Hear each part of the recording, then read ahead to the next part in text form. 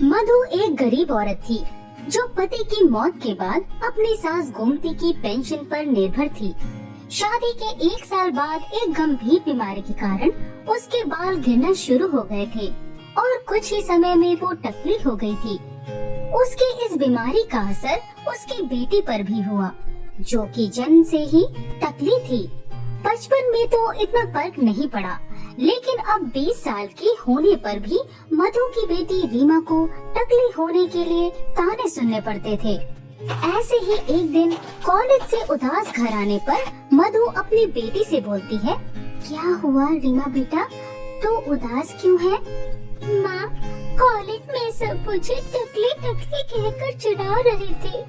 अब तक मैं सहती रही, लेकिन आज तो सबने मेरा बहुत मजाक बनाया। कोई नहीं बेटा, ये दुनिया है ही ऐसी, अलग चीज को अपनाने में उन्हें समय लगता है। मधु की बात वहीं पास में बैठी उसकी सास गोमती सुन रही थी, जो अपनी बहू को इतनी बड़ी बड़ी बातें करने के लिए बोलती है। वाह बहू, दुनिया अलग को अपनाने में समय लेती है। अरे जैसी तू और तेरी बेटी है ना टकली, तुम्हें तो कोई ना अपनाए। तेरे तो शादी के बाद बाल गए थे, इसलिए हमने अपना लिया, लेकिन इस टकली के तो बाल ही नहीं है, इससे कौन शादी करेगा? माँ जी, ऐसा मत बोलिए, क्यों आप मेरी बेटी का आत्मविश्वास तोड़ रही हैं? और हर इंसान की किस्मत में कोई ना कोई होता ही है। माँ, दादी सच ही कह रही है, मुझे कोई पसंद नहीं करता, ना करेगा। रीमा रोते हुए अपने कमरे में चली जाती है। दिन ऐसे ही गुजरते हैं। एक शाम रीमा के लिए गोमती की पड़ोसन एक रिश्ता लेकर आती है और गोमती से बोलती है, अरे गोमती बहन, तुमको अपना मानती हूँ, इसलिए तुम्हारी टकली पोती के लिए रिश्ता लेकर आई हूँ, वरना तुम तो जानती ही हो उससे कोई शादी तो करेगा नहीं। अच्छे से जानती हूँ मैं, तुम क्या ही बता रही हो। वैसे क्या करता है लड़का? इस टकली को पसंद कर तो लेगा ना? अरे हाँ हाँ, पर शादी से पहले मत बताना कि ये टकली है, विग पहना कर दिखा देना लड़के वालों को। हाँ, अब इस मुसीबत को घर में तो नहीं बैठा कर रख सकते, ऐसे ही करती हूँ, तुम लड़के वालों को ले आना। गोमती के कहने पर अगले दिन पड़ोसन लड़के वालों के साथ घर आती है। लड़के के खुद के आगे के बाल गायब थे, लेकिन जब लड़के की माँ रीमा को देखती है तो वो बिना विग लगाए टकली ही सबके सामने आती है। ये देखकर वो बोलती है, अरे ये क्या है बहन जी, टकली लड़की? अरे माना मुझे चांद के टुकड़े जैसी बहू चाहिए थी, लेकिन सर पर चांद लिए घुमाने बहू नहीं चाहिए थी। माफ करना, ऐसी टकली से मैं ना शादी करूं अपने हीरो जैसे बेटे की। बहन जी, आपके बेटे के भी तो आगे के बाल उड़े हुए हैं, लेकिन देखिए हमने तो कुछ नहीं कहा, क्योंकि खूबसूरती तो देखने वालों की आँखों में होती है, ना कि बालों में। लड़की की खूबसूरती तो उसके बालों में ही होती है। हाँ, चलो बेटा, कोई काले लंबे घने बाल वाली लड़की ढूंढूंगी तेरे लिए। लड़के वाले रिश्ता ठुकरा के चले जाते हैं। ये देखकर गोमती गुस्से में अपनी बहू और रीमा से बोलती है, मिल गई तुम दोनों की कलेजे को ठंडक, सारे मोहल्ले में बेइज्जती करवा कर रखी है। बोला था जब विग लगा आइयो लड़के वालों के आगे, तो क्यों लाई अपना ये टकला सबके सामने? माँ जी, मैंने ही कहा था, झूठ बोलकर हमें कोई रिश्ता नहीं जोड़ना था उन लोगों से। कल को शादी हो जाती तो ये सच पता चलने पर मेरी बेटी को क्या क्या नहीं सुनना पड़ता। हाँ, तुम दोनों टकली माँ बेटी ने बहुत मूंग दल लिया मेरे सीने पर, अब मुझे तुम्हारा बोझ और नहीं उठाना, निकल जाओ मेरे घर से। गोमती अपनी बहू और पोती को घर से निकाल देती है।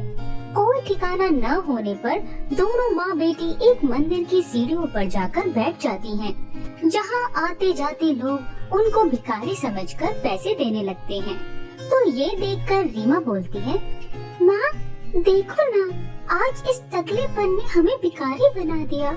दादी ने भी अब घर से निकाल दिया। अब हम कहाँ जाएंगे?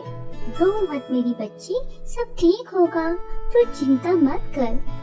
मधु अपनी बेटी रीमा को संभालती है, लेकिन तभी वो दोनों देखती हैं कि मंदिर के बाहर एक छोटी बच्ची जो कि टकली थी, उसको कुछ बच्चे परेशान कर रहे थे। तभी रीमा उसके पास जाकर उन बच्चों से बोलती है, तुम सब क्यों इसको परेशान कर रहे हो? अरे ये देखो बड़ी टकली, दो टकली, सुनो तुम दोनों क्या टकलापुर से हो? उस बच्ची के मजाक बनाने से बाकी के आसपास के लोग भी रीमा और उस बच्ची पर हंसने लगते हैं। तभी रीमा सबसे बोलती है, क्या हुआ? अगर बाल नहीं है इसके और मेरे सर पर तो?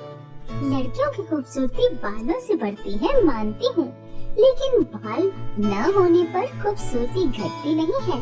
इसलिए अगर हम टकले हैं तो इसमें हमें कोई शर्म नहीं है, समझे तुम सब? रीमा अपनी बात से उन बच्चों का मुंह बंद करवा देती है।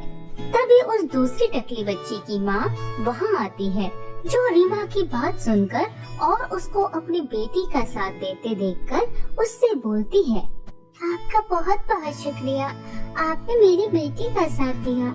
मैं बस पूजा की थाल लेने के लिए इसको यहाँ अकेले छोड़कर गई थी। कोई नहीं आंटी जी, वैसे तुम भी टकली हो, तुम्हें भी कोई बीमारी है क्या? क्योंकि मेरी बेटी को तो है।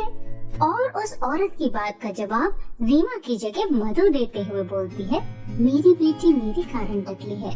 बीमारी में मेरे बाल चले गए थे, जिसका असर इसके ऊपर हुआ और जन्म से ये भी टकली ही रही। ये तो बहुत गलत हुआ, लेकिन आपकी बेटी बहुत बहादुर है। आजकल लड़कियां जहाँ बाल न होने पर आत्मविश्वास खो देती हैं, वहीं आपकी बेटी में बहुत आत्मविश्वास है, क्योंकि दुनिया को तो हम तब पसंद आएंगे ना जब हम खुद को पसंद करेंगे। उस औरत की बात रीमा के मन में आत्मविश्वास भर देती है और अब वो अपने टकले होने पर अफसोस करना बंद कर देती है।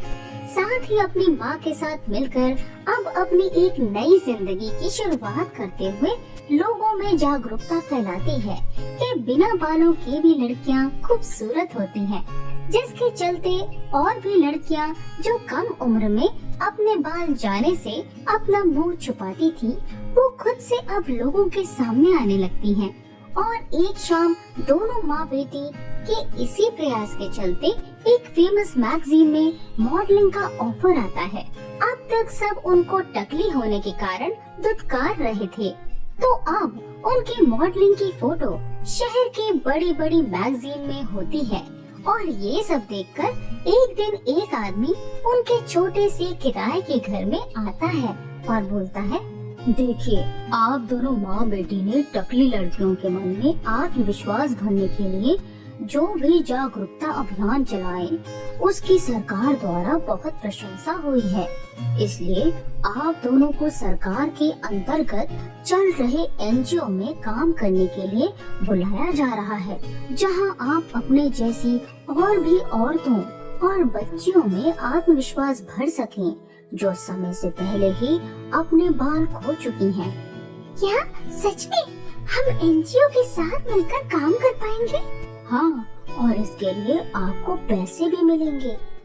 आपका बहुत बहुत शुक्रिया, हम जरूर ही काम करेंगे। और हम दोनों टकली माँ बेटी को ये अवसर देने के लिए आपका धन्यवाद। उस दिन के बाद से सरकार द्वारा चलाए एनजीओ के साथ जुड़कर दोनों माँ बेटी लोगों में जागरूकता फैलाती हैं, जिसके करके आए दिन दोनों की खबरें अखबार में छपती हैं।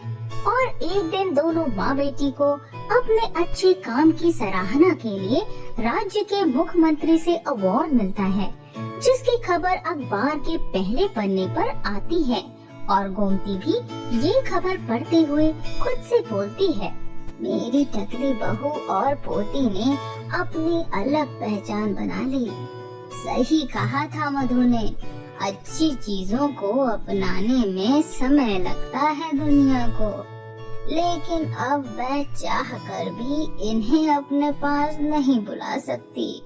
गोमती को अपनी बहू और पोती को घर से निकालने का अफसोस होता है, तो वही रीमा और मधु अपनी इस नई जिंदगी में खुश होते हैं, जहां वो एक अच्छा काम करते हुए अपना गुजर बसर भी कर रहे होते हैं।